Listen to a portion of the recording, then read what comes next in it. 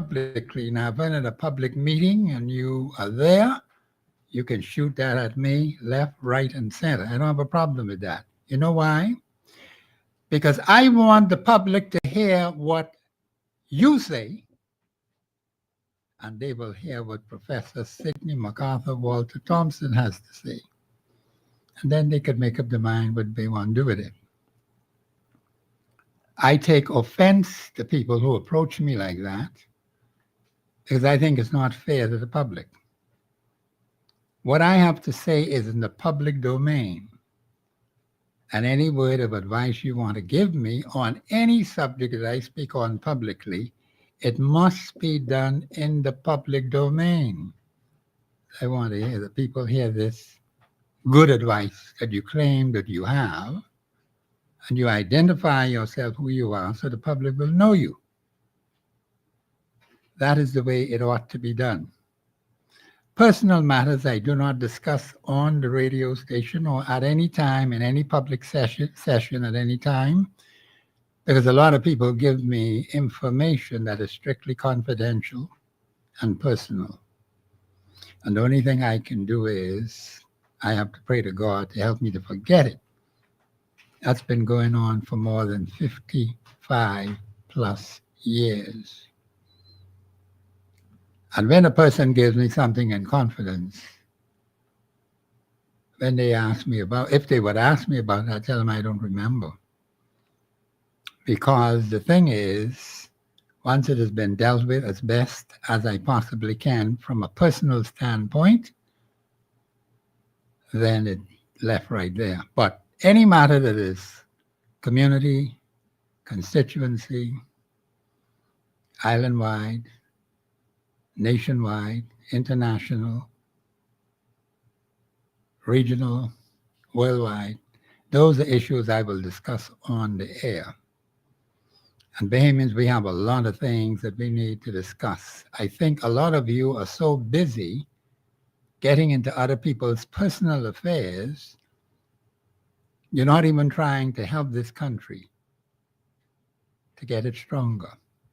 Now, what I've noticed about the religious people, they say they are Christians, they go to church on Saturday and Sunday. They hardly ever call talk shows. They make a lot of noise in their little sanctuaries where they meet, either on Saturday or Sunday. And they say how great God is. But put them out in the middle of the street. Put them in a testing position where they are severely tried and tested.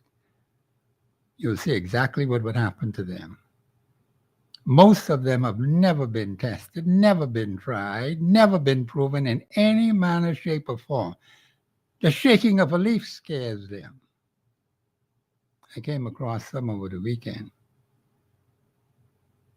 And they always got some quote-unquote word of advice. They got so much God in their mouth. They don't even know the Constitution. And let me say this, religious people don't know the Constitution. They are so far behind, as far as the East is from the West, as far as the North is from the South. I was talking some to religious people over this weekend. They mean well, but I tell them you don't know what you're talking about. You do not understand constitutional law, which they never studied, which they were never taught. They don't even understand statute law. They don't understand these many agreements that the government of Bahamas has signed on behalf of the Bahamian people. They send people out, sign all kinds of things. You don't even know about them. And I told you I need a team of 49 people. I have to put them in groups of 7 just to dig up and research matters very, very extensively. I'm grateful for one of my team members who came to me over the weekend and gave me some very vital information, which I was able to peruse and study. I'm very grateful for people like that because Bahamians, there is just too many things going on and too few people to deal with it. You understand that? You see why we tell you we need your support? Because we need the teams. The research team is just one. There are many other things that need to be done, but it takes your support as sponsors, as contributors, as donors. Of course, I'm going to give you my email right now, the state of the nation 242 at gmail.com. I want 10,000 of you to send me an email today and say, Professor, I'm prepared to support the work that you're doing on the radio station and also the team, because a lot of work has to be done off air. And I must say, I have some very gifted people, young people in particular, and they're not as young as I am. Let me make that point clear. They have a good way to go to get as young as I am. The point is, these are very talented people, very brilliant people. They bring a lot to the table, Bahamians. We're going to need them to build the Commonwealth of the Bahamas. They have skills, they have understanding that young people like myself, we were trained in a different era. So they bring something new and fresh to the table, and that's good. It doesn't displace young people like myself, because there are some things they just cannot handle. We'll take care of that for them. Young people have the vast majority of votes. And I want to say right now, you need to be well organized on the ground. I am not satisfied that the Bahamian people are well organized on the ground in those particular constituencies out there. 51% or more of you becoming righteous in your dealings one with another, then the constituency is headed for progress. You're not there yet. You can't fool a young person like me. I know the Bahamian people well. I know when they'll be ready. I know when they're serious. Now, unfortunately, some have told me when it comes to election, Bahamians, I don't want to use that strong word because I think it's rather harsh, but I'll just say that it's misleading. The information they give to the candidates is misleading information. It is not accurate.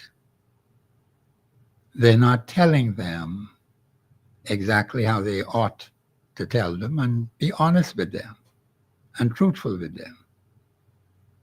That is not happening. And so we've been going around in circles over and over and over again, all during the time we were an independent nation, 52 years, we're in our 53rd year. And Bahamians, it's time that we wake up and get serious. Let's learn to listen to God. You think you can do that? If I can get you to believe God and take his advice into this next general election, we'll have an excellent country.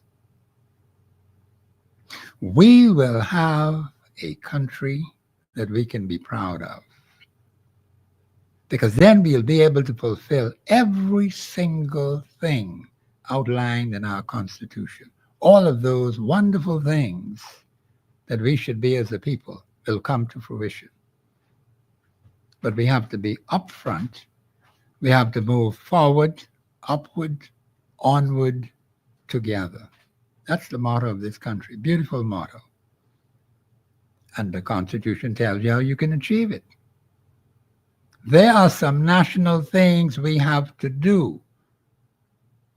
National commitment to self-discipline, national commitment to unity, national commitment to the rule of law. Some of you don't like law. How you get like that? Someone told me over the weekend when I was talking about the Haitians, they heard my show. I said, Professor, you don't like Haitians. I said, why do you say that? Oh, you're too hard on the Haitians. I say, in which way? But they couldn't point one single thing to me as to how I was being hard on Haitians when I simply state what the law says. I didn't make the law. The law was made by the legislative members, constitutional law, supreme law. I don't offer any apologies to Haitians or any other national for what the Constitution says. And speaking of the Haitians, their own law in their own country says they cannot be Bahamians. How should I say that? I'm just telling them the truth. That's just the way it is. So every Haitian who's got a passport or say he got citizenship, we need to tear that all up because it's fraudulent. They can never, ever qualify under the present circumstances to be citizens of the Commonwealth of the Bahamas. That's a fact of life. Now, if they don't like that, that's their problem. I don't apologize for that. We have done our homework, Bahamians. You need to go and do yours.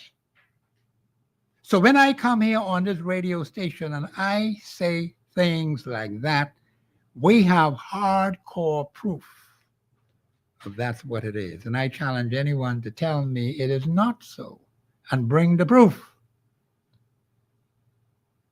They have had decrees passed by their presidents for life that are still in effect.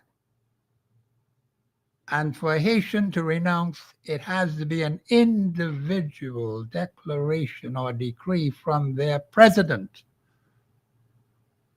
Ain't no blanket thing with this. And then it has to be put into the monitor. They have an official gazette over there. You have to go before the Justice Department in Haiti. You got to get your correct credentials where the man says you are now free. Your citizenship has been revoked. How else are I supposed to say it? Huh? And then the person went talking on some other things about people being children of God and this and that and the next thing. You got two groups of people on this planet. Children of God and children of the devil. Okay? Now, if you don't like law, I can't help you with that. That's your business. That's why God put the Haitians in Haiti, and he put the Bahamians in the Bahamas. And he put the Dominican Republic right next to Haiti. And he put them fellas in Cuba. You all go in Cuba. Then the Jamaicans in Jamaica. God set up the boundaries of these nations. What else am I supposed to do? Huh? How am I supposed to say it? I think you need to give your advice to the people whom you gave authority to run this place, because some terrible things are happening in this country, which are detrimental to the welfare of the Bahamian people. You need to talk to those people. Give them your advice that you say you have. You always want to make problems for people in the broadcasting business, people who are in the writing, well, those who write things, the newspapers and so on. And I've gotten quite a bit of information over this weekend from one of my persons who assists with research. And I'm telling you, Bahamians, we have some serious problems. These things have to be researched accurately and precisely. We got to be sure what we are saying. The government of the Commonwealth of the Bahamas is having something done here. I understand it's supposed to start today. It's a matter of national interest. They haven't told you a single thing. They got the media, but did they tell you? Did you hear anything from the government? The answer is no. They didn't tell you anything, but it's a very, very serious matter, and the public's money is being spent to have this activity. And guess what? The meetings are not even open to the public to hear what's going on. The meetings are not even open to the media. It's in a secret place. Do you understand how serious this is? The government of the Commonwealth of Bahamas is taking your taxpayers' money, having secret meetings, and say you can't get involved with that. You ain't supposed to know nothing about that. And it is reported to me they having this for 2 weeks. You see what kind of games the government plays on you because you sat on your backside for 52 years and allowed them to get away with all this crappy foolishness and nonsense, and all they're doing is getting worse and worse and worse. We have the evidence to prove it, Bahamians. That's why I could talk about it today. And the people in Grand Bahama are at the center of this matter. I have said to the people in this country, and I know 2 particular personalities who are fighting this issue in Grand Bahama almost 9 years now. And let me say this for the people of Grand Bahama and the people of the Commonwealth in particular. You cannot expect 2 individuals who do not have the resources, don't have the manpower, don't have the funding, don't have the backing, don't have the support to get much done when you sit on your backsides and do not support the matter that affects all of you. Do you understand how serious that is? Now, they have tried to do what they can. Fine. I appreciate that. I accept that. My team, along with others, is involved in a national matter of significant proportions, which we know we're on the right track. We ain't guessing. And it's against the government of the Commonwealth of the Bahamas for doing foolishness and nonsense for 52 years plus. They haven't admitted their wrongdoing. You haven't told them about their wrongdoing. You ain't man and woman enough to stand up and tell them. But there are those who know and who will tell them to their teeth. No ifs, no ands, and no buts. We have hardcore evidence, and they will come crashing to the ground because they don't have a leg to stand on. Do you understand how serious this is? The very survival of this country is at stake. That we're in a very serious, precarious position. You sitting back talking foolishness and nonsense. Say they want to give me a word of advice. I don't tell you. I don't want nobody pulling me aside to say, Professor, I have a word of advice for you on a matter that I discuss openly in the public domain. The same way I put it in the public domain, you identify yourself so that people could know the heck who you are, and you give your advice to me publicly. And I want the people to hear it themselves, and they will hear what Professor Sidney MacArthur Walter Thompson has to answer in accordance to what you say. And some people, a few of them, not many, a few of them, have expressed themselves publicly. They didn't identify themselves. That's another thing again. What are you scared of? We are the freest country on the planet. Don't mind what these political personalities are doing. We could always smash them up. They're the least of my worries, Bahamians. They don't give me every breath of air that I breathe. God does that. Okay? I don't go asking them for anything. God provides for me through others, not through them. You have persons who have been elected and appointed to do the business of this country, and they are messing up the country. And you tell me you want to give me a word of advice. You better give them some advice. And you sit right there for the last 52 years. And we are so burdened down with problems. I even understand the man is traveling again, going all the way to Africa, the Africa Caribbean some kind of meeting that he went to. Every time you look around, he's always traveling someplace, another place, and spending the taxpayers' money. But they're spending the taxpayers' money in New Providence by having a secret meeting between the government of the Bahamas and the Grand Bahama Port Authority. They're locked in over a monetary matter that they say you can't hear it. No media people could see it. No media people could report on it over the next 2 weeks, starting today. Do you understand how serious that is? It hasn't gone through the Supreme Court. It hasn't gone through the Court of Appeal. And then, of course, over to the Privy Council. They haven't the Privy Council people come here.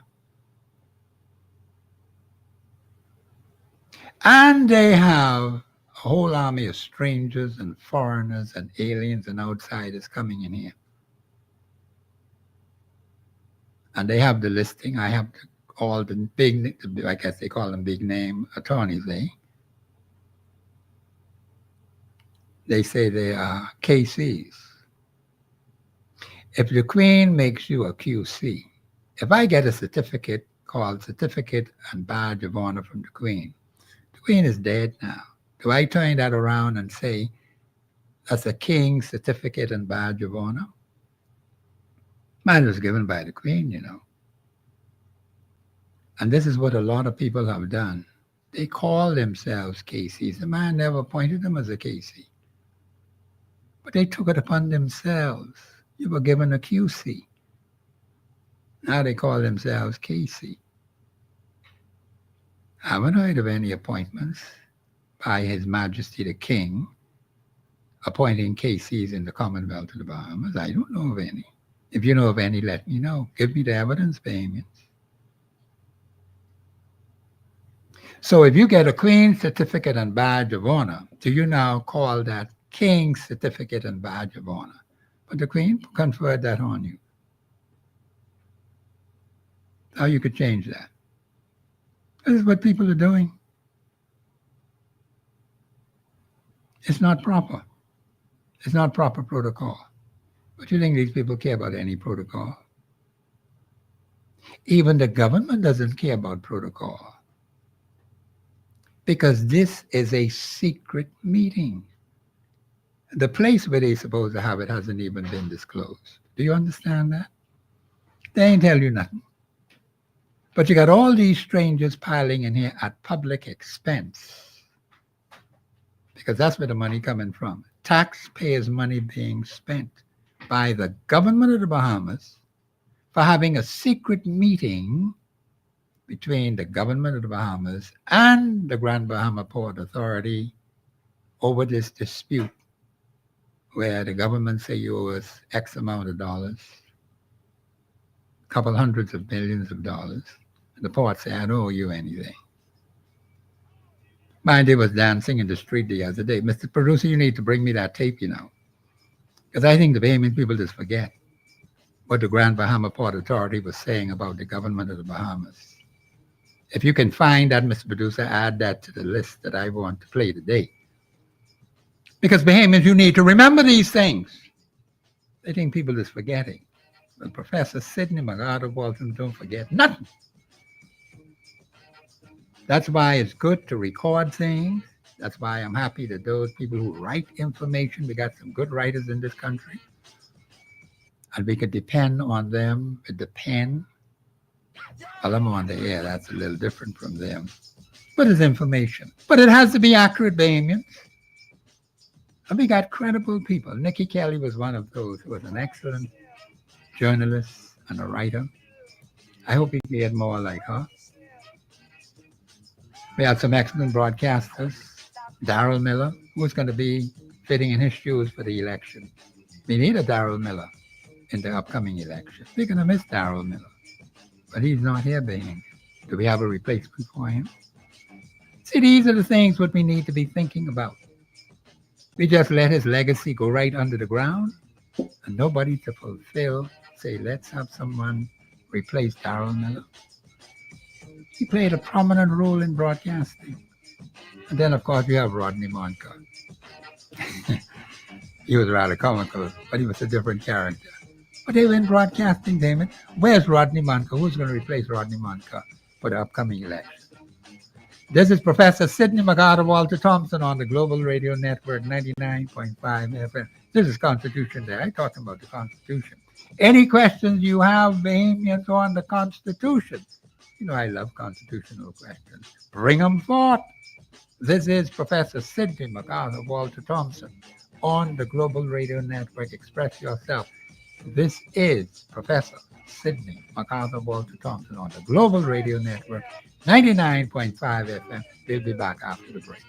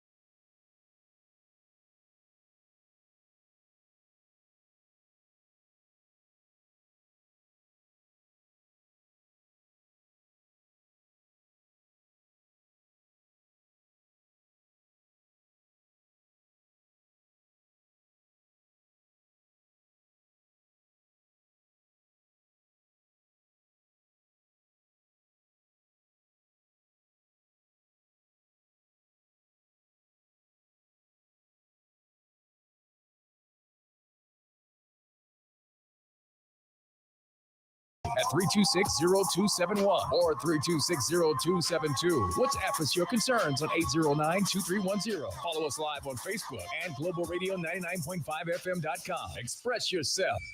This is Professor Sidney McArthur Walter Thompson on the Global Radio Network. This is Constitution Monday. I was a little ahead of myself. This is Professor Sidney McArthur Walter Thompson on the Global Radio Network 99.5 FM. This is Constitutional Monday.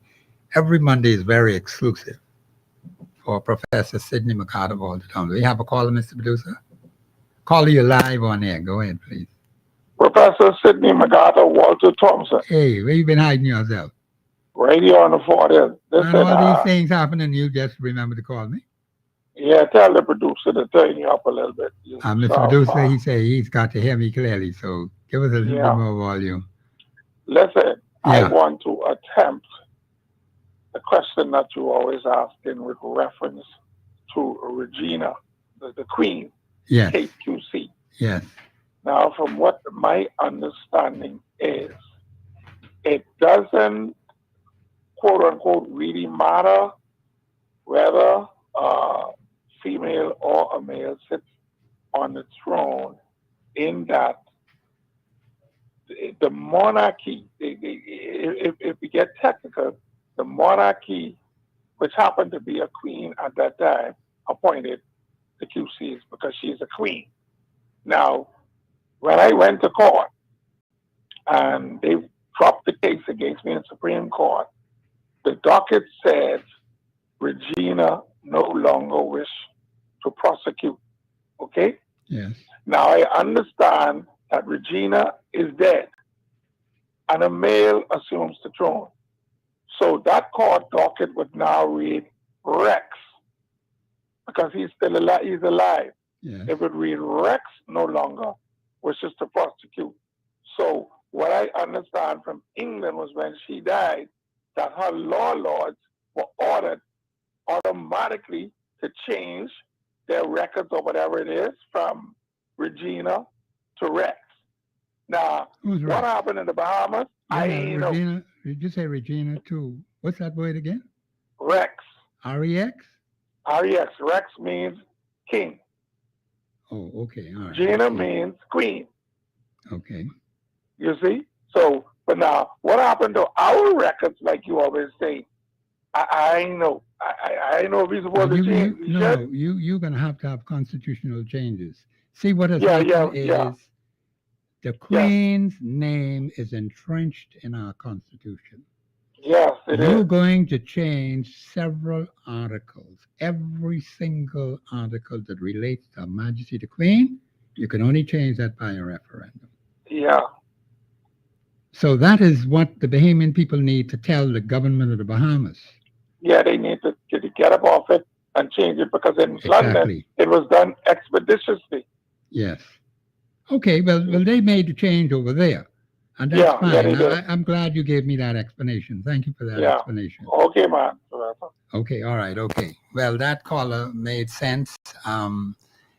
He explained Regina and Rex. I didn't know that was like that, but if the Queen gave you an honor, Queen's certificate and badge of honor, that was given to you by the Queen. Do you now turn that and say King's certificate and badge of honor? The King didn't give you that. You see, I have a problem with that because you're not following protocol. Now, notice what he said. The docket would have to change to Regina, no longer say it is against you. You have now a king on the throne. Mr. Bruce, you have that tape ready? Okay. Mr. Bruce has the tape. We're going to play this tape from the office of the Prime Minister by one of the underlings in that office. Go ahead, Mr. Producer. June of this year, the United States issued a policy fully restricting and limiting the entry of Haitian nationals to the United States. In light of that policy, today's announcement that the immigrant visa applications by Haitians to the United States can only be processed at the U.S. Embassy in Nassau will result in no additional entries to the Bahamas for the purpose of a U.S. visa application. Because the U.S. policy fully restricts entry to their country by Haitian nationals, we will not grant the entry to the Bahamas for the purpose of any applications applying for a U.S. visa. Oh, that's the end of it right there. Okay, all right. Let's open a little bit more. See, I have a problem with the statement. You know why? If the Minister for National Security, if the Minister for Foreign Affairs, if the Prime Minister had spoken to it, and I think it's very important that it should come to that level, not from an underling in the office of Prime Minister, because he's a civil servant and he has no real authority whatsoever. This is when we should be hearing from the Prime Minister on this matter. He likes to push himself to the forefront. This is the time when he needs to do that. But the greatest respect to the young man who made the statement, I'm not going to accept it like that. I heard what he said, but it's not sufficient for me. There are just too many questions in my mind about what he just read. Those are the kind of things you Bahamians need to learn. Listen to what the underling says, and notice that the Prime Minister is quiet, the Minister of Foreign Affairs is quiet, and the Minister of National Security is quiet. Now, I'd accept any statement from any one of them on this particular issue with the United States. How are you going to get to that embassy? How? And we are a sovereign, independent nation, because the man say they're not giving out any permission for people to come to the Bahamas just to get visas from the U.S. Embassy. How they can do it? Were there any discussions? I don't know. See, we don't have the answers to these things. And they tell you you must come to them. We got to do some digging. You see why I tell you, Bahamians, we got to do some digging? And we need a team of 49 people to dig up all this stuff and to go out and send them out to get answers to questions that we need answered so I could bring it on the air to you. That's the only way it can be done, Bahamians. You think a statement like that could suffice? All he did was muddy the water. So the thing is that I hear what he's saying, but that's not sufficient. We need to get direct answers from the government of the Commonwealth. Let me say the Prime Minister. Because he represents the government of the Bahamas. So when the Prime Minister speaks, he says something, that's him. Just like we got one tape on him and a couple other tapes on him. We can play that too, you know. To remind you, because you just forget. This ain't no AI, no artificial intelligence on this one. They got him locked right in. And we know it's him. So we can speak with authority on that. So he needs to come forward. Now I understand he's gone to Africa. But Bahamians, we are confronted with very serious problems in this country. We need the government of the Bahamas to give us clear answers, not from an underling, not from an employee who's reading a statement what somebody put in his hand and say, read that. Let's go to the real man well, let's put it this way. He ought to know what the real answers are. Because lots of information is not forthcoming from the government. So we can push this a little bit further, you know. So we could bring you the answer. That's why we tell you we need your support. We can't do it without your financial support, Bahamians. These things cost a lot of work, a lot of time, a lot of effort. And you got to go the extra mile to get what you need to get. So we got you people say you're sitting and you're listening. That's not good enough. I mean, it's okay that you listen and that. But Bahamians, you got to act on the information. That strong support is essential to save your country. Because you're not going to get it from the government. You're not getting it from this administration. We got to go dig it up,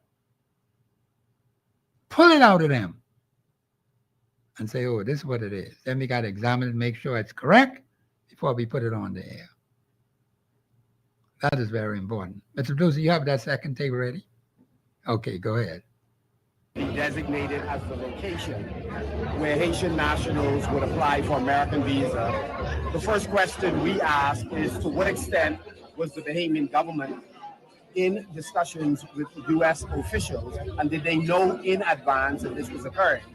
And then secondly, we wanted to know what the operational plans are of the government to address any possible surge of Haitian nationals coming to the Bahamas for the purpose of applying to, again, enter the United States. And so we are asking the government to forthwith indicate what they were aware of and when, and to indicate what protocols are they following to address any potential surge.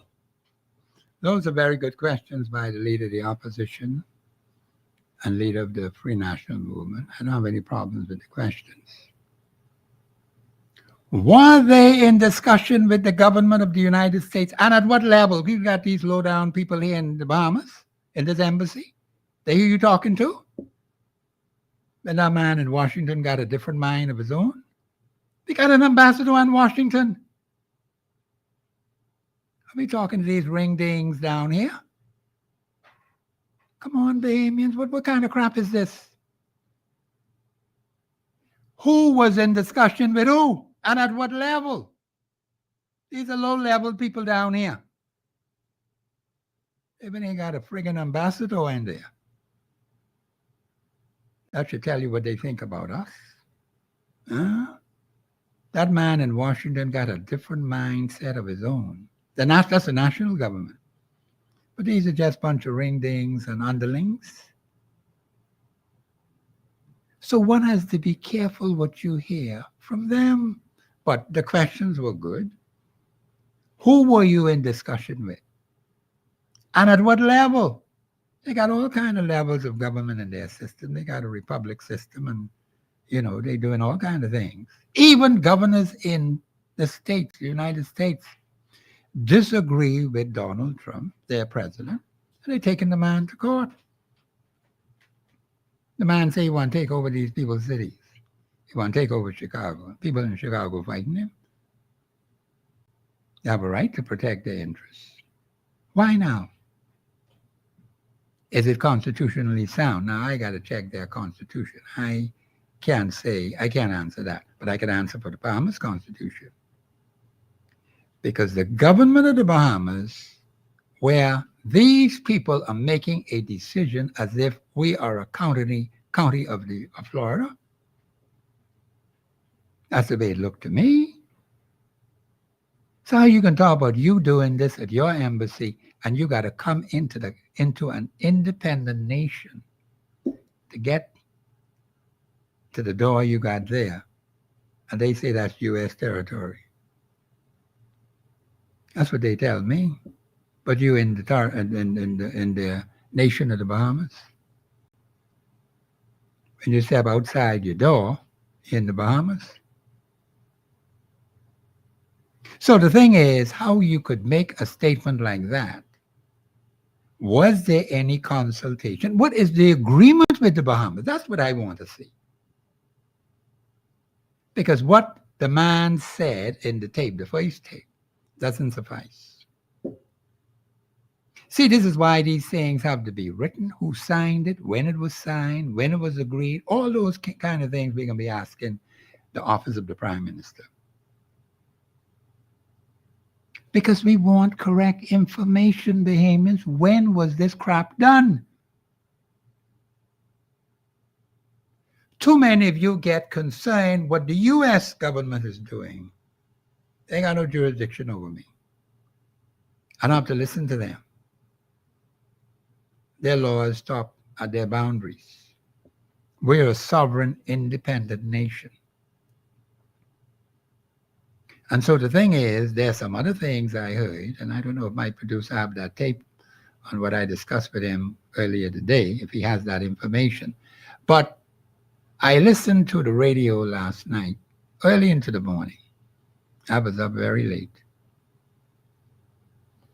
And they were gloating over what their president did to some people who were in international waters. Just obliterated their boat or boats. Some 11 people went under and possibly drowned. Just blew them right up. Direct order from the President of the United States. And they were playing that over and over and over and over and over and over again.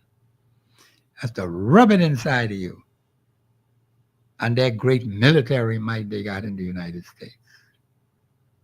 Huh? The United States has military equipment. Now he's finding it difficult dealing with the president of Russia because you see, when Donald Trump did that, the president, I don't know if they call him honorable, but let me just give him his full title, President Donald Trump, all right? Because some of you got some problems with our own leader here. If you know him on a personal level and you may want to call him whatever you want to call him, that's one thing. I ain't getting into that part, but you should give him the respect that's due to him in the office that he holds. I don't have a problem with that. But I'm talking about the President of the United States, who gave a direct order. They had no, well, let's put it this way. They assumed these people traveling in international water going about their own business. And they made some comments about the president of Venezuela, which were not decent. The man called him dealing in drugs and a criminal. These are accusations reported to be made by the President of the United States. I got to get a direct quote from him, a clip where he said those words, and I could say he said, but it's reported that he said those things. And they will gloat and say, this is a warning to all drug dealers around the world. This is what's going to happen to you. When you have leaders acting like that, you're going to find that other leaders in other nations say, oh, a little fella small down there, I can take advantage of him. I got military power. What happens now if the Chinese decide to go and invade at Taiwan? How are you going to settle that? You see how things can get out of hand? Everybody believes they got one big stick in their hand. I bigger than you. I got more power than you. I could control you. See, that's carnal nature. But they say they want to rule you. They want to control you. And so they were just mashing it in to the listeners. And so now they accused the president of Venezuela of interfering in the election. We're just hearing a one-sided story. But we're going to look into that a little bit more and get the facts and hear the other side of the story of the people of Venezuela. And then also the president of Mexico told the man, stay out of our national affairs. Mexico is right on the border with the United States. Then the man can say, speak to the personality who's the president about her being a woman, and she's scared of the cartels in Mexico. See, this is the kind of personality you're dealing with. Would you want anyone to say something like that about him? But this is what they do, Bahamians.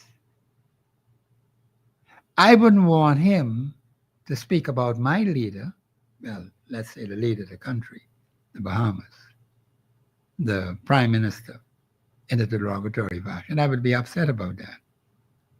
See, we could always deal with him now when it comes to these internal matters. You don't want the president meddling in our internal affairs. And they were talking about possible strikes into Venezuela. That's a violation of international law. You're treading on someone else's territory. You're invading their airspace. You're invading their waters. You're invading their land. Is that what you want to see happen in the Bahamas? Because we're right next door to the United States. They got that base in Andros. We got to look into that and see how that's supposed to be operating. We don't hear nothing about it. We don't hear nothing from the government about that. How much money are we supposed to be getting? And they're doing all kinds of funny things down there. People have been getting sick, and there's been no appropriate answers as to why. Huh? And all that deep water around in Andros, all that fish in there. People dying from cancer and some other funny things that have been happening. And we've never, ever gotten any proper investigation that is satisfactory for the welfare of the Bahamian people. You aren't going to get any answers from the government of the Bahamas. That has to come from the private sector. We have to get in there, and we got to do our homework and dig deep. That's why I tell you I need your support. This is for the nation, Bahamians. It's to benefit every single Bahamian in the Commonwealth of the Bahamas. And the problem with us has been we are so individualistic. And we think if we got one piece of bread and that fellow over there ain't got none, I straight. But when somebody comes and snatches that bread from you at gunpoint, you ain't gonna have it no more. You mightn't even have your life. So you have to be careful, Bahamians. Be very careful.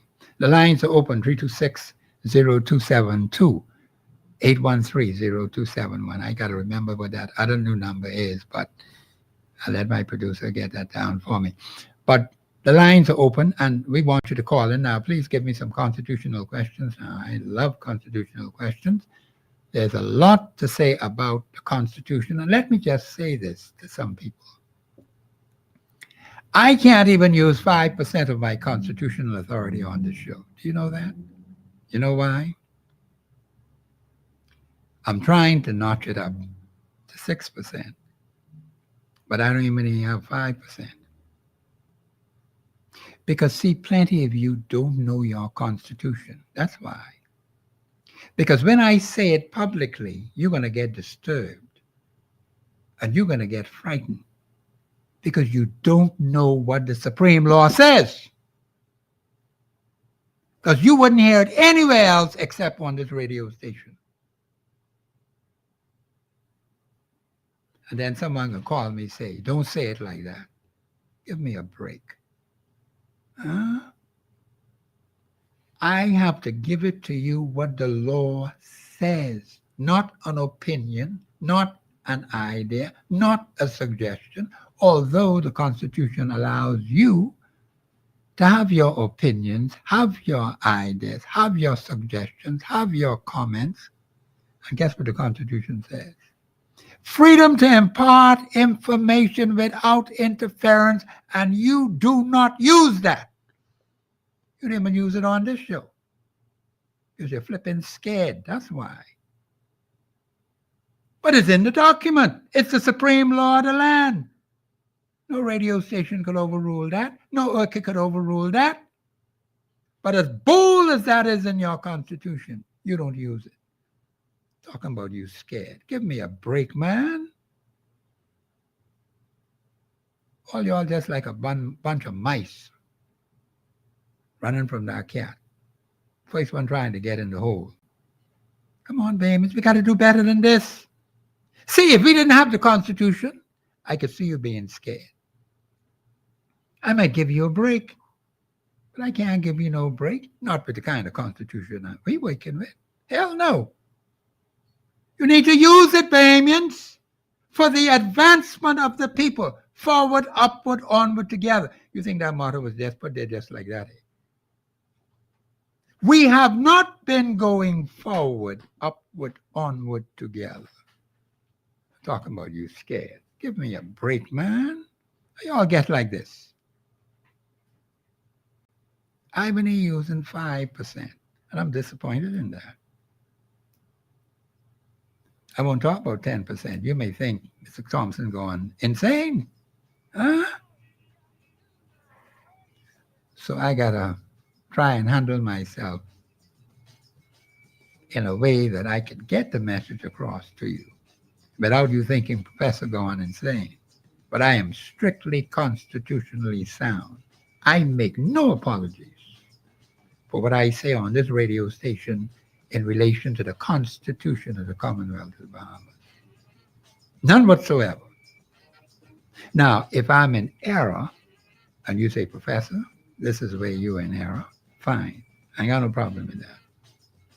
Or it is not biblically sound, fine.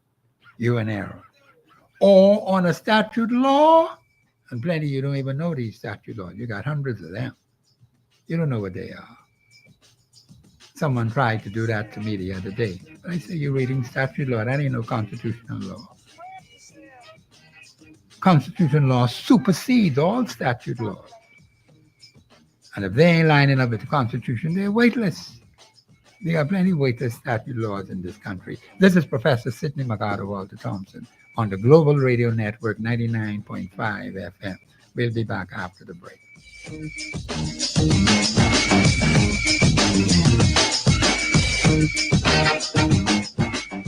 Express yourself.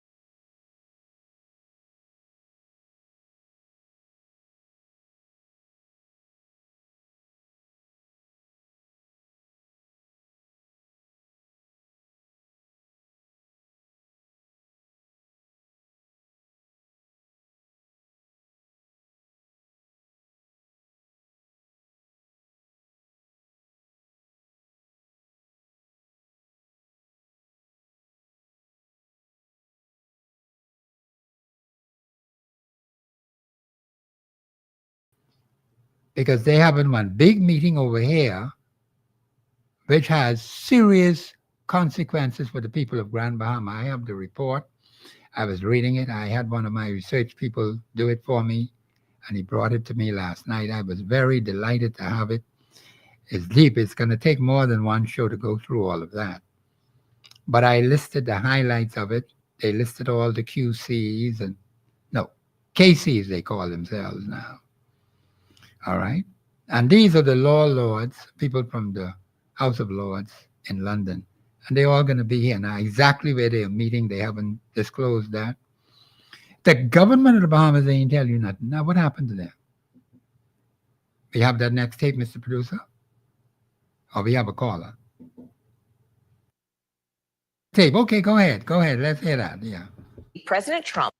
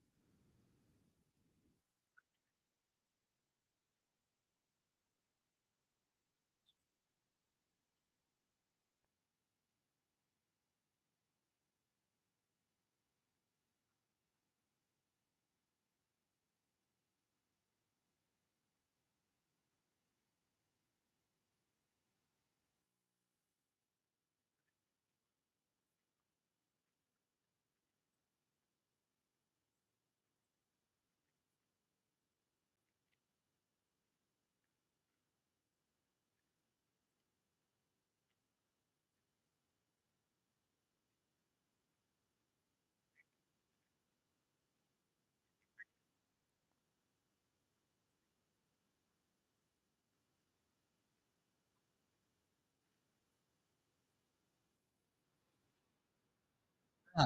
Those are some interesting comments from the president.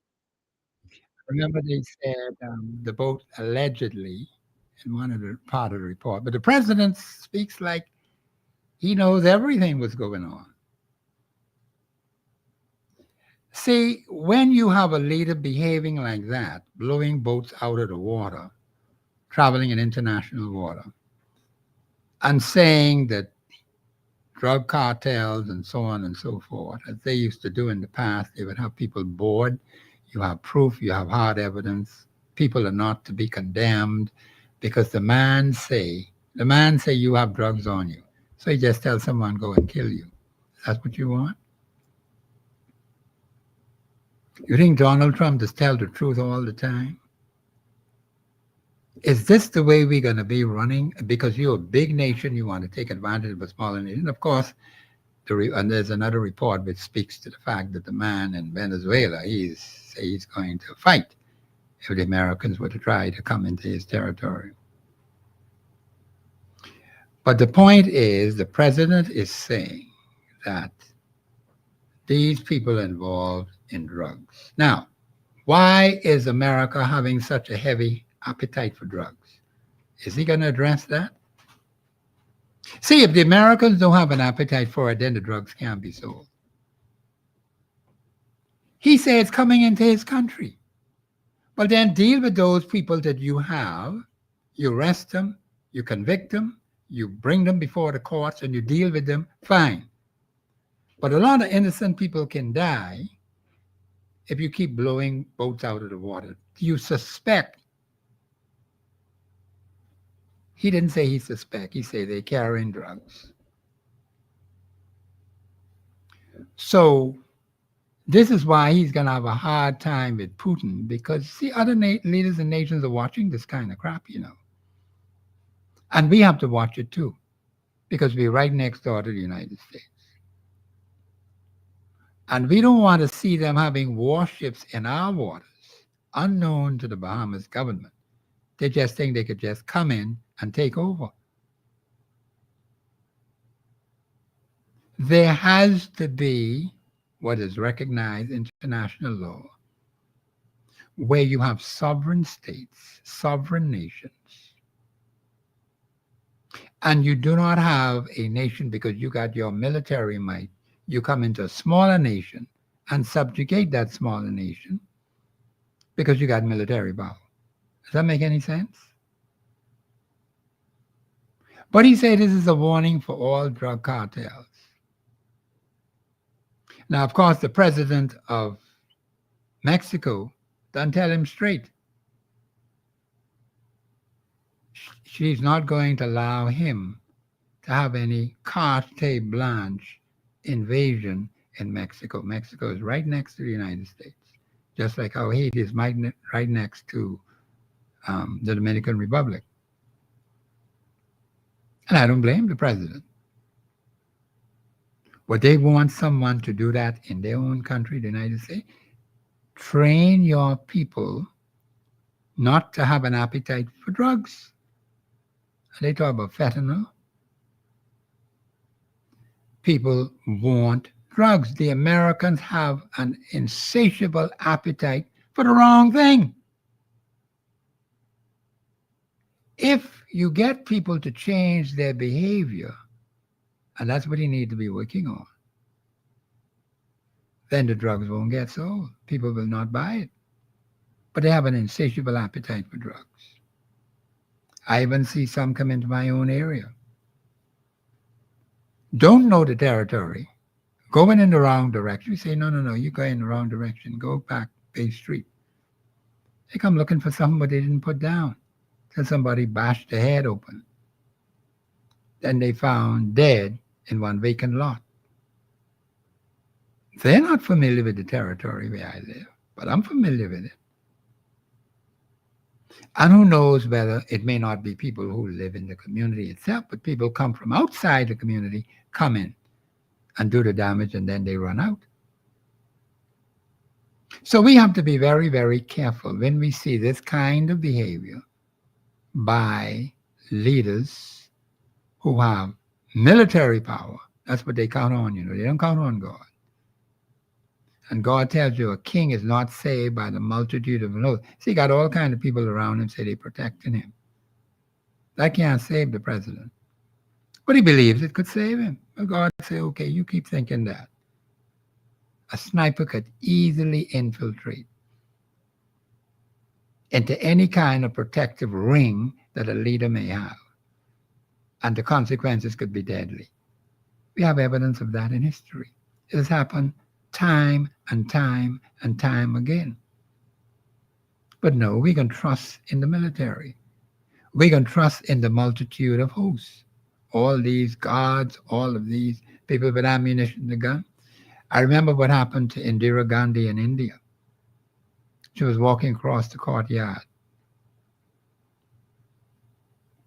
It was one of the very same persons walking with her that shot her and killed her in the courtyard. You get what I'm saying, Bahamians? One who is right there, your security guard. One who's supposed to be looking after you. That's deep infiltration. And Mrs. Gandhi was killed. I always remember that. And that was sad. And of course, they have what they call a funeral fire, and they burn the body. That's how they do things in India.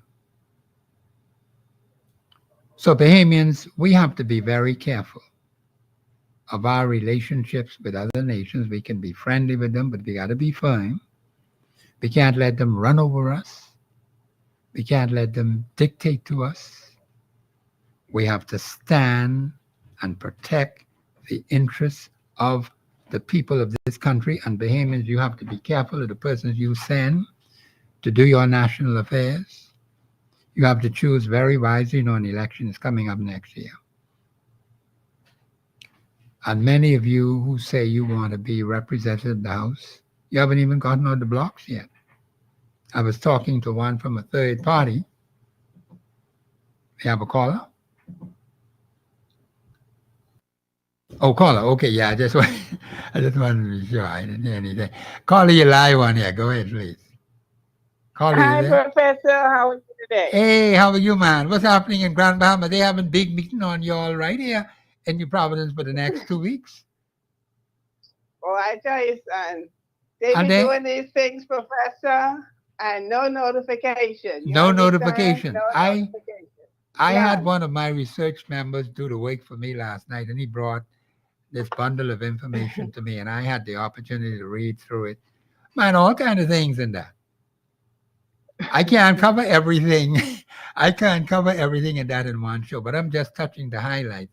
They having a secret meeting at the public's expense at an undisclosed Professor, location, right. and they're bringing all And kind of it can string. be They're bringing undisclosed. Nobody know where, when, how. I mean, as if it doesn't concern the Bahamian people. We are That's the correct. subject here, Yes, we and we are. know nothing. You know nothing. But Yes. Professor, if you notice, the Prime Minister, he always comes out and put out these little statements, and then he jets himself out Yeah, of the he's out of the country. country now. Yes, that's right. You understand?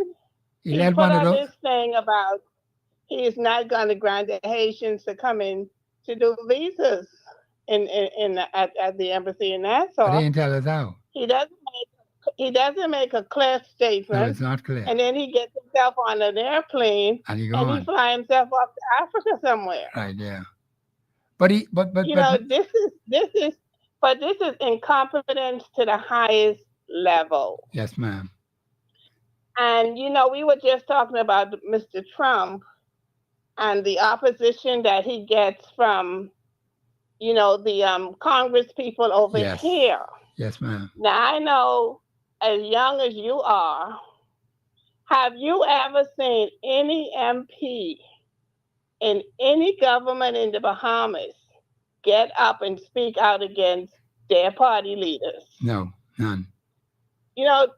I mean, I don't know why we have representatives in the House of Assembly, Yes, ma'am.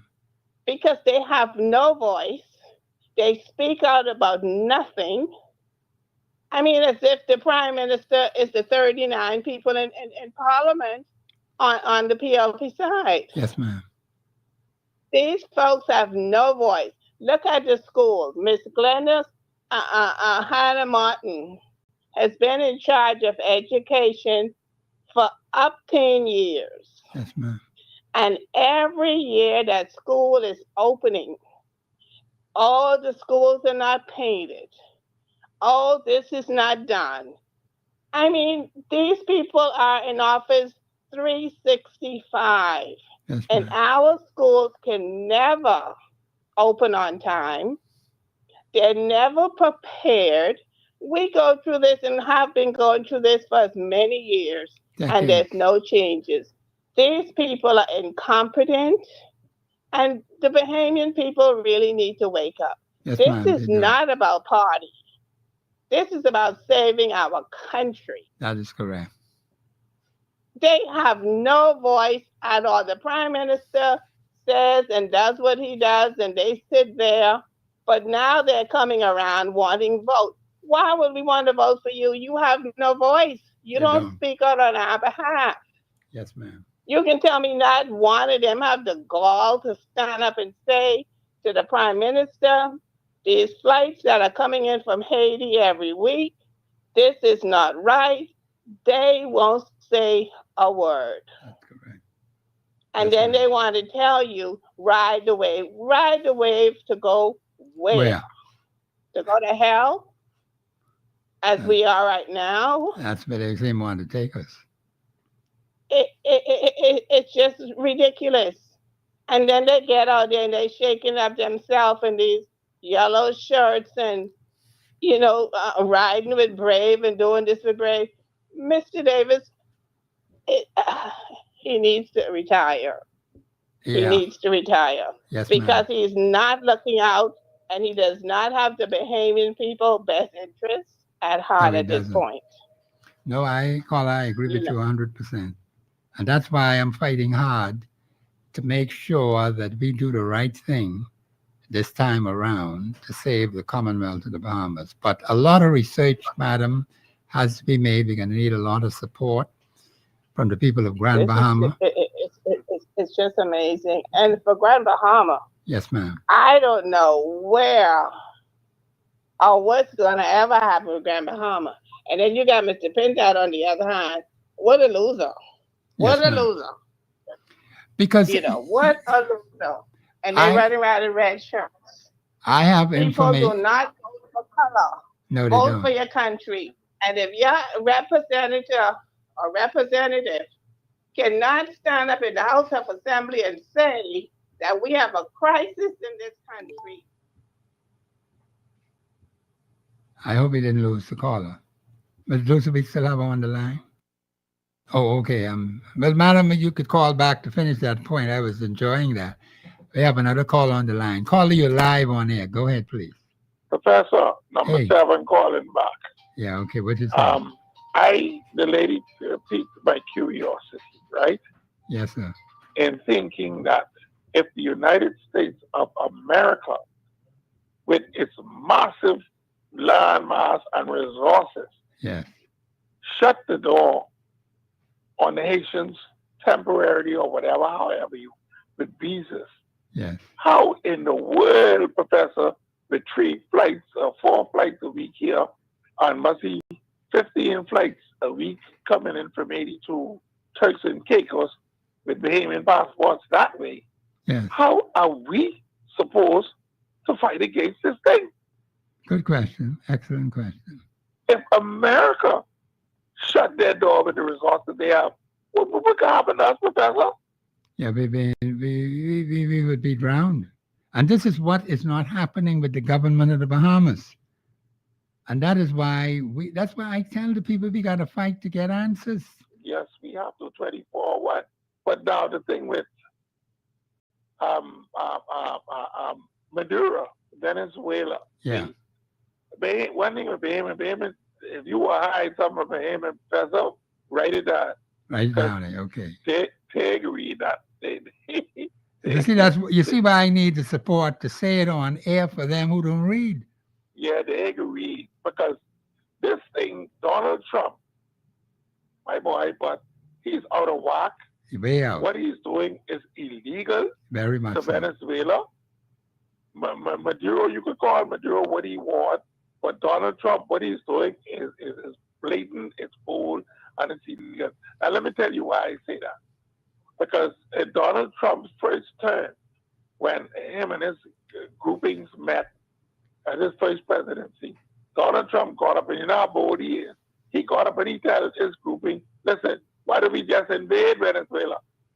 Because they have been trying, the Americans have been trying to a regime change in Venezuela for 20 years under Hugo Chavez and them. Yeah, I remember. See, Yeah, they you're even right. think remember that.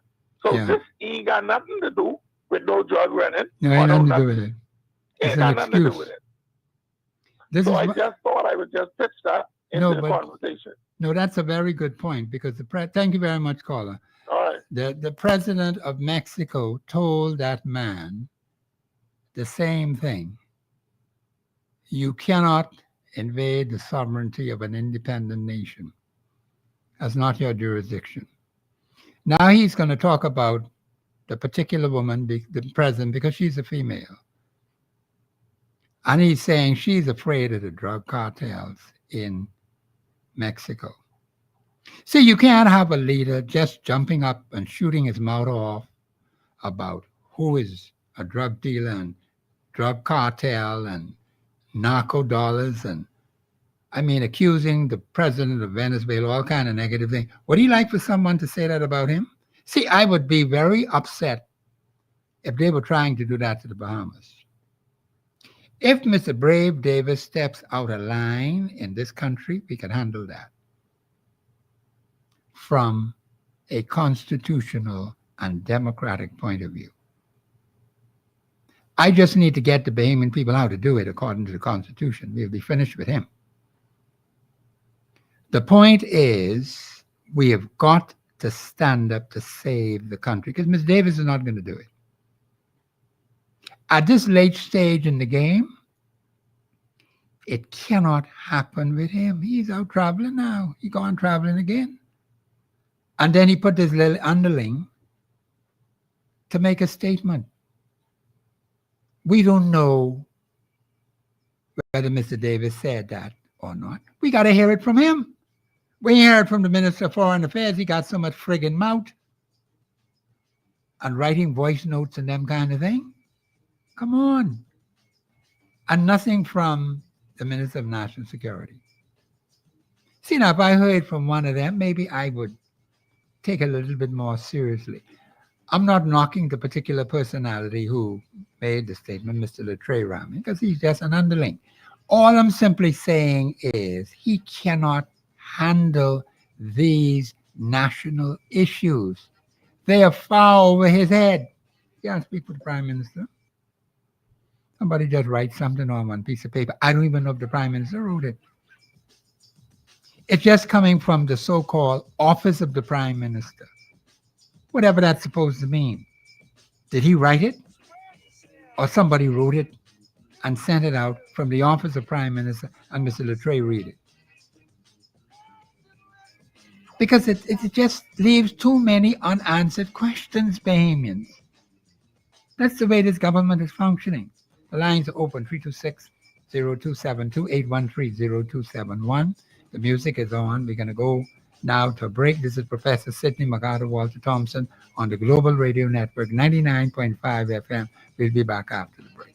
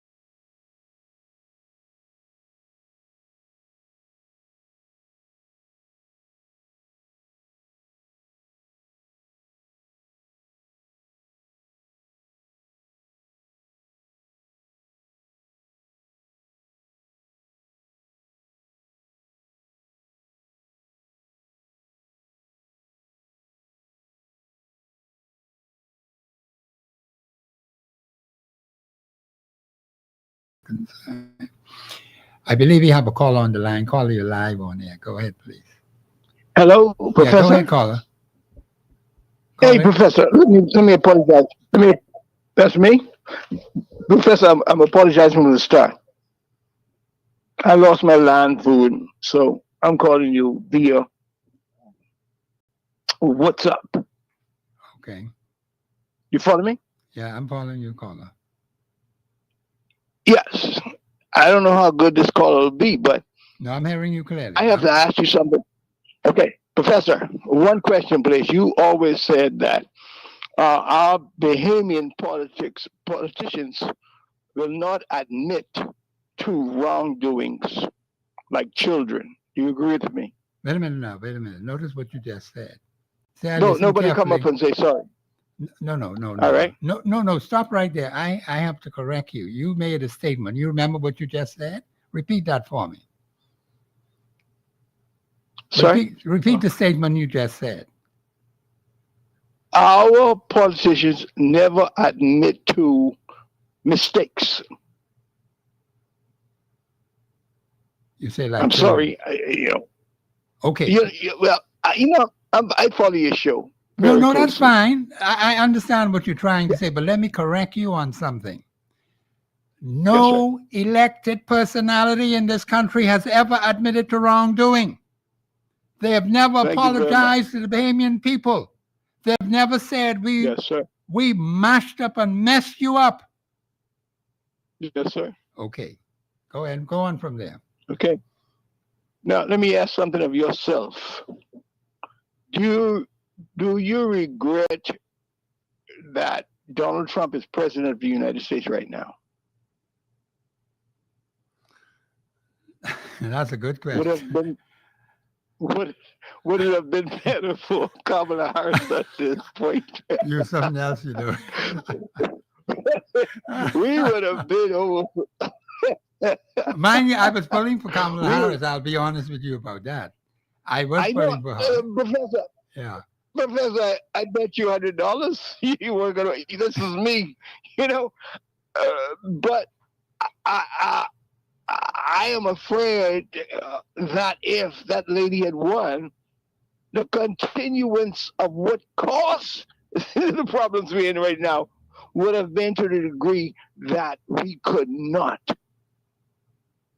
Oh God, I'm trying to look for the word. Articulate at this point. Okay, fair So enough. when Donald Trump, when this crazy man came in, he stopped on his stopping, right, and he stopped that in the Bahamas. What he stopped in the Bahamas? Where we are right now. What did he stop in the Bahamas? It is stopping because he told them the only way you can get a visa, you got to stop in the Bahamas. And like the lady said just now. Oh. Yeah. I think I'm following so what many you're countries. saying. Okay. Sorry? No, I think I'm beginning to follow what you're saying. I was trying to figure out what did he do in the Bahamas. But, well, I'm getting such a feedback. I'm hearing exactly what I say to you back at me. well, maybe the problem is on your end because I'm not getting a feedback from you. I know. Yeah, okay. I know. But let me just say this, if I may. Like the lady said, they're a very intelligent lady. Yeah, man, she's good from Grand Bahama. She said that.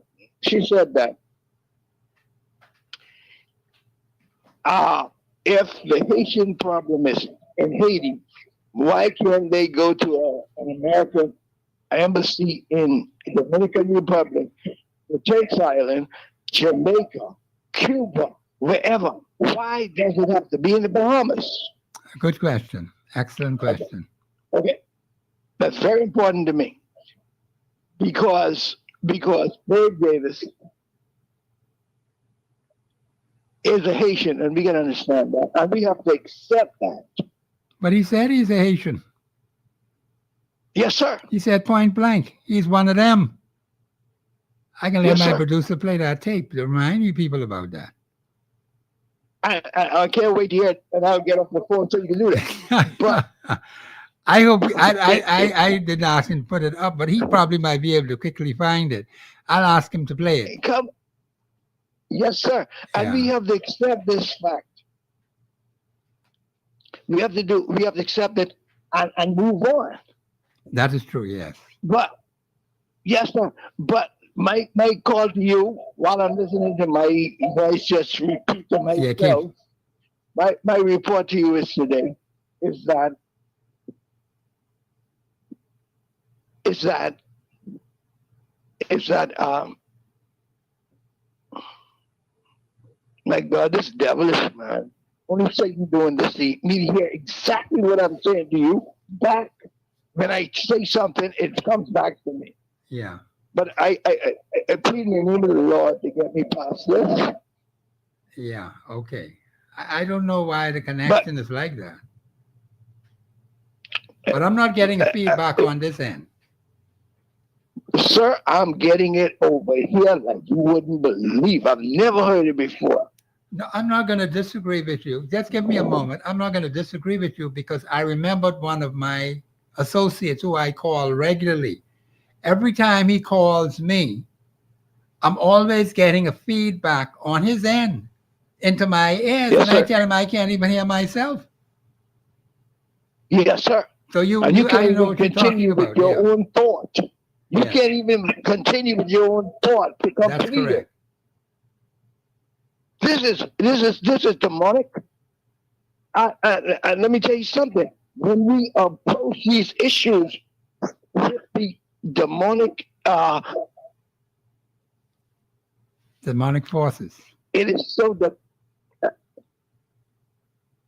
But I pray in God's name. I pray in God's name that He would intervene from the Prime Minister, who I think is demonic.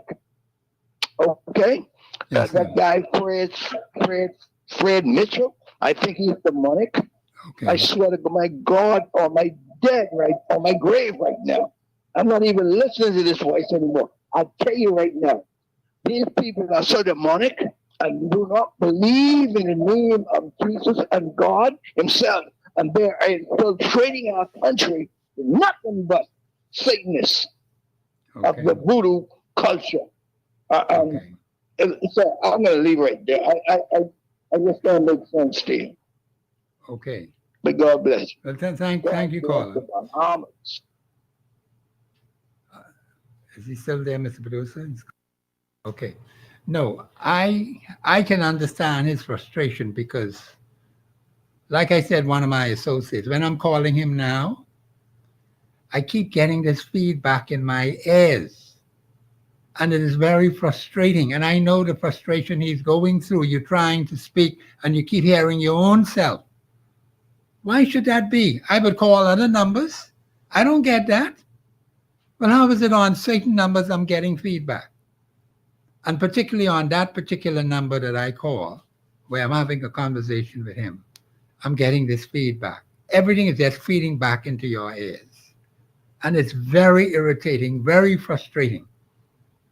Something's wrong with that. That's maybe demonic. I'm not going to dispute that. But the thing is that we have serious problems in this country, very serious problems. And there are some of us who are trying to speak out against it. We want to do something about it. And so you have the forces of wickedness interfering. That's what you have. It's a testament to that, you know. But other calls, I can make calls, and it's not really a problem at all. But just that have that irritating call, and I know what the call is going through. I don't like it one moment. Caller, you're live on here. Go ahead, please. Professor Sidney Thompson, Seattle Johnson. Hey, but Alan Johnson, what's happening, man? Not much, man. Well, You know, what's I'm always happening? late in joining anything. So yeah, I heard you talk a little bit about Grand Bahama. Yeah, man, they having big time meeting over here. We don't even know where the meeting is being held for the next 2 weeks. No, you can't. The public can't come in to see what's happening. The media can't report on it. I had one of my research people do this research for me yesterday, and I got a whole stack of information. Well, you know, I follow Grand Bahama for the last 25 years, and what is happening now is something that we've been advocating for. for almost that amount of time. But let me just take you back to 2012 for a moment. Because I hear people say that individuals don't challenge the leadership. Well, one, Mr. Gregory Morse did challenge the leadership of the part of the government and concerning. In fact, even the record reflects that for the entire time, even for the Grand Bahama Port Authority, concerning home being what they call it, homes being repossessed. Yes. This immigration issue. And this was before he left the party to form the United Democratic Party, for which I was chairman. Yeah, that's correct. And so these things were asked, and it caused a contention within the Progressive Liberal Party at that particular time. Yes. And it's amazing that here it is 13 years later, maybe even a decade later, we're now beginning to see the warning concerning these, where we are now suffering from housing insecurity. We are suffering from an immigration system that needs to be reformed. We suffering from the jobs insecurity, because we were advocating that time that we need to prepare the skill set of the Bahamians for the 21st century, because at that time we were about 15 years into the 21st century. Now we are just on December 31st, we'll be finishing the first quarter, 25 years of the 21st century, and we're still dealing with 20th century legacy ideas and programs and softwares and things. Yeah. And so, oftentimes though, the leadership is often beyond those that follow. But the problem is that we have adopted a position in the country where we have been wooed by the concept of who, what, when, where, why, and which. And we never, at any given time, ever challenge our leadership as to how. And so they can hear wonderful things that I call it linguistic contortionism and lyrical gymnastics, that they can say wonderful things to you, and it's appeasing to you and tell you, unless you ask them, how will you do this? And so even for the fact that we hear governments, and this is, it's no fault, and I want the humans to understand, the word ignorant means being unaware or uninformed. And we hear government say, we're releasing a plan, and we're releasing our plan for this and our plan for that. But then the problem is that what they release is an idea document or a vision document, right? And they never reach the strategy phase or the plan phase. The plan tells us, what it is, what they say, it tells you the when, the how, the where, the timelines, the key KPI, the key measurables, all of those different things. That's correct. So the fact is that we have allowed them to give us to redefine what things are. So now they tell us, we now believe that the strategies are plans and plans are strategies, when plan gives us the complete details, right? It tells us the short term, medium term. It outlines how to specifically do these things, clarify the rules that people will play, the responsibilities, the goals, the budget, all of these different things. And we can ask them, when have they done it? When have we seen it? Nope. What we have seen is people give us our vision for what we're going to do. So we just have to understand and demand more in context of what it is that we have. Yeah. We're going to reform education. How? And so the problem is that even when you take the time to stop, the first thing before you can determine the how, you have to be able to give us the gap analysis. You have to be able to tell us where we are in proper context and where we're going to go in your house. And I use this as an example. Call a travel agent, tell them that you are in New Providence and you would like to take a trip. And they tell you, and you ask them, and they say, where you want to go? You say, I don't know. How is the travel agent supposed to book your itinerary? And what you call another travel agent this time and says, hey, I want to go to Paris. And they say, where do you want to leave from? And you say, I don't know. So you must always know where you leaving from or where you are and where you want to go. And we don't get to see these type of conversations. And so, but you get to hear this about Grand Bahama as an example.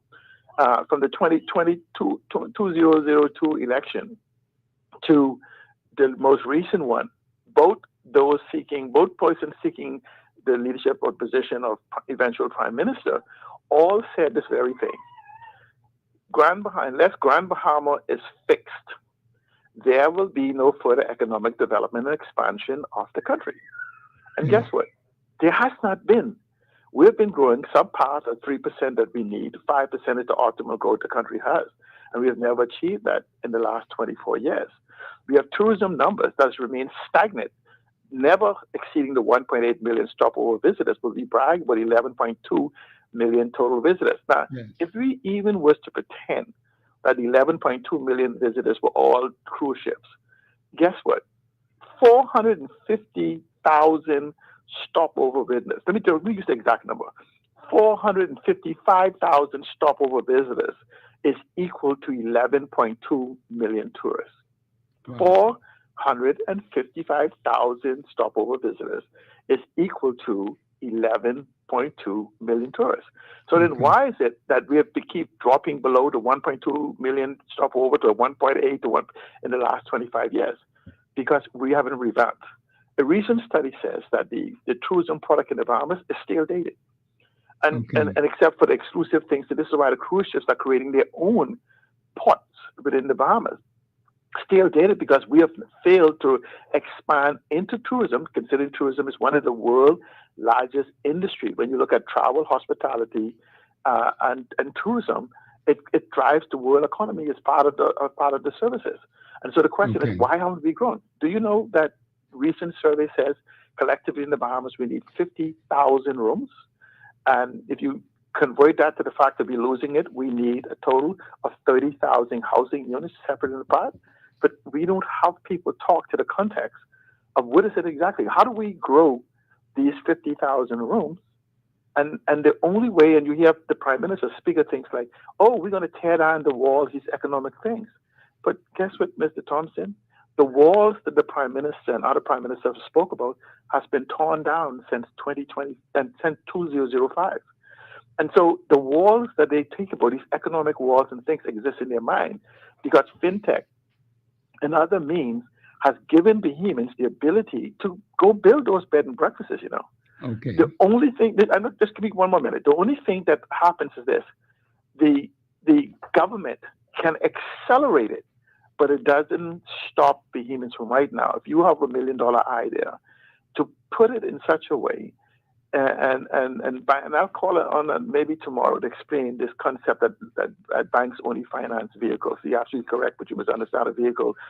Automobile is a vehicle for transportation, a house is a vehicle for home ownership, and a business is a vehicle for wealth. That's the key word. I'll explain that later. But I'm simply saying that government would accelerate these things that is needed. They set in place the things that say multiplier. You know, okay, you have banking, you have $1 million. You only have $1 million. But if you put it in the legislation of banking, you now have 11 million that you can extend. That is what government is for. The problem is we have never been taught the role of government and governance. We have created a mommy-daddy dependency for government to do things for us when government itself is supposed to make the legislation, the policies, the procedures, the programs, the process, and protocols and get out of the way. And so until we begin to teach and put them in proper context. I would agree with that. Because, see, I had my regular guest who comes on. He got an idea from the FNM, the PLP, the COI, and he combined all three of them into one.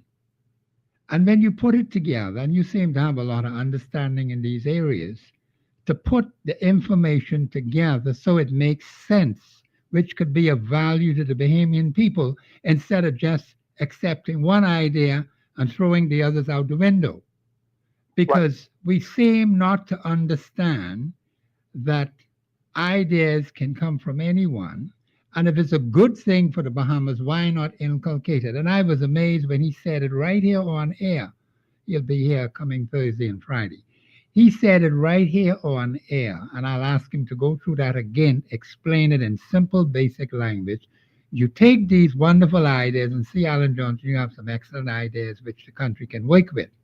How we could put it together so that the average person can understand, and like you yourself said, get the government out of the flicking way. That's what we need to see in our country, because they are really blocking progress for the average person. And so people need to understand how we can move, how we ought to move, and we have people in this country who can do it. And I was really amazed when I heard him take Mr. Idea from the former Prime Minister, Mr. Minnis, and idea from the Minister of Housing in the PLP, and also the COI idea from the leader COI. Combine it into one. And it's such a beautiful picture when you do that, because each man has a contribution to make, regardless of what party he came from. Right. But see, but here's what I'm saying. I have examined these things, these platforms very, very carefully. And I say most of them has been borrowed from the public. Yes. And the leadership lack the intellectual competence to explain to you the process of execution. No, I agree with you. They sound good on paper. Let's use it. But I heard one of your callers. I don't want to keep too long, but I heard one of your callers spoke about Michael Pintard. And I support Michael Pintard because we've had long conversations. Anyone can tell you, I've talked to Brave Davis for 10 years. I've talked to the ministers. I've talked to all of the presidents, the prime ministers, who basically drives the machinery based on the weakness of our Constitution. And unless you can find the idea, and this just let me interject, where in May of this year, when Michael Pintard stood up in the House of Assembly and said that he unequivocally will support a land banking and a housing revolution. The problem is, guess what? The media did not carry that story, because that there is revolutionary in the concept but land banking is a preservation process that puts the control of the power and preservation of the land into the hands of Bahamians through what we call sovereign wealth trust. And I know people use that term very lightly. You should one day let's speak about the five steps of a sovereign wealth plan, because it doesn't work, which no one has spoken to. Okay. They heard something that Sweden does, or they heard something that Singapore does, and these other places do, and they copy it and don't understand the infrastructure. Just like when I was building computers, when we build a chip, look at a chip. If you look at a computer chip, you will think there's multiple cities in that chip that you cannot see with the human eyes. Okay. And that's the same concept when you talk about these things with sovereign wealth fund and everything else, and people talk on the surface. But, one day I get to lock into your program. But just an ending, one of the shows I would like to do with you is the step-by-step process that we don't need to look to government or our banking institution, which has already fell. We just don't, the wall has already been fallen. So that when a person wants to say $1 million for a bed and breakfast, to properly execute a business plan, that vehicle, so that they could get 1,000 people to give them $1,000 for the $1 million they have. This is able right now to be able to be done, rather than simply crying, like sitting on the nail, waiting for somebody to get them up off it when they can get up off the nail themselves. So I'll reach out to you so I could begin to do some inserts into your program as I begin to become more focused, because we're in a critical time right now, moving to the next extremely election. critical. We'll do or die. Thank you, C. Allen Johnson. Like I said, C. Allen Johnson has tremendous ideas. We got to capitalize on this Bahamian fellow man, because we just can't have him sitting in Grand Bahama with this tremendous reservoir of information, and we are not capitalizing on it. That's why I allowed him to speak, because he has tremendous information to offer. And the problem, same thing with Dr. Miles Monroe. Dr. Miles Monroe was a great Bahamian citizen, and he said God lives in the Bahamas. And people don't even understand why he said that. But he was recognized internationally. But we ourselves as Bahamians didn't realize how great this son of the soil was. Isn't that sad? And there are others like him. And Dr. Miles Monroe said that they will come with the Spirit of God in them. These young persons coming from the Joshua generation, I think they say they're coming from. Bahamians, there's so much we can need to do. So we need people like C. Allen Johnson and, of course, others in the country who can make significant contributions to this country. This is Professor Sidney McArthur, Walter Thompson. I have to shut off here. And, of course, tomorrow we'll have a special guest, hopefully on air tomorrow. But we'll see how that goes. This is Professor Sidney McArthur, Walter Thompson on the Global Radio Network, 99.5 FM. We'll be back. Pray for the country, and we'll see you tomorrow.